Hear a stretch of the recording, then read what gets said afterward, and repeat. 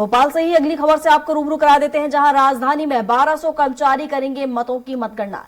तो बता दें, इन कर्मचारियों को 2 चरणों में दिया जाएगा प्रशिक्षण। पहले दक्षिण पश्चिम विधानसभा क्षेत्र का परिणाम आएगा। मतों की गणना के लिए जिले में लगाई जाएगी 14 टेबलें। तो एक बार में 14 मतदान केंद्रों की ईवीएम के मतों का पता चलेगा। 3 दिसंबर को मतगणना होनी है, जिसको लेकर तैयारियां यहां पर पूरी की जा रही हैं। तो बता दें कि एक बार में 14 मतदान केंद्रों की ईवीएम मशीन की यहां मतगणना की जाएगी। तो 1200 कर्मचारी मतों की मतगणना करेंगे। तो इन कर्मचारियों को 2 चरणों में प्रशिक्षण दिया जाएगा। तो पहले दक्षिण पश्चिम विधानसभा क्षेत्र का परिणाम आएगा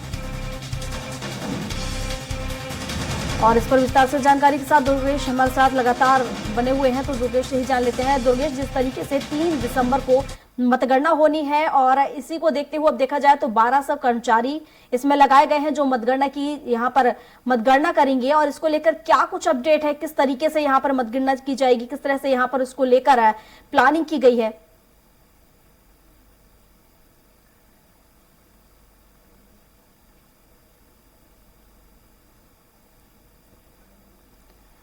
तो 3 दिसंबर को मतगणना होनी है, जिसके चलते अब यहाँ पर तैयारियां पूरी हो चुकी हैं। तो एक बार में 14 टेबलें यहाँ पर लगाई जाएंगी और एक बार में 14 ईवीएम मशीनों का यहाँ पर रखा जाएगा और मतगणना की जाएगी। करीब 1200 कर्मचारी हैं जो यहाँ पर मतगणना करेंगे। मतपत्रों की यहाँ पर गिनती उनके द्वारा की जाएगी।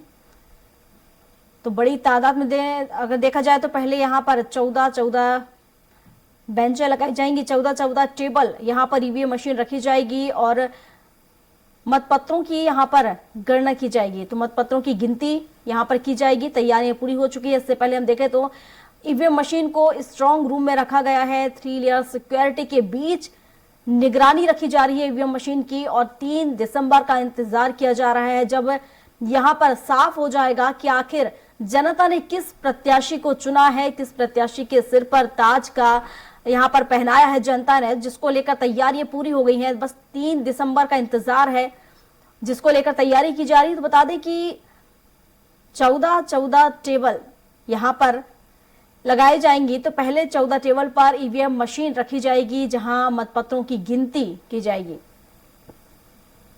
तो बता दें कि राजधानी में 1200 कर्मचारी मतपत्रों की गिनती करेंगे।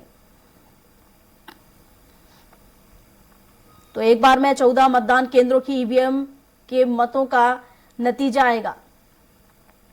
तो एक बार में यहां पर 14 इलाकों की 14 क्षेत्रों की ईवीएम मशीन रखी जाएगी और मतपत्रों की गिनती यहां पर की जाएगी। तो पहले दक्षिण पश्चिम विधानसभा क्षेत्र का परिणाम आएगा और इस पर विस्तार से जानकारी के साथ दुर्गेश गुप्ता हमारे साथ लाइव जुड़े हुए हैं राजधानी भोपाल से। तो दुर्गेश गुप्ता का ही रुक कर लेते हैं। दुर्गेश, जिस तरीके से 3 दिसंबर का इंतजार किया जा रहा है कि आखिर किसे यहाँ पर जनता ने ताज पहनाया, किस प्रतिनिधि को जनता ने चुना है, लेकिन उससे पहले अगर बात करें तो जिस तरीके से यहाँ तैयारी की जा रही है 3 दिसंबर की, जहां 14 टेबल लगाई जाएंगी एक बार में और यहाँ पर गिनती की जाएगी, क्या कुछ अपडेट इसको लेकर?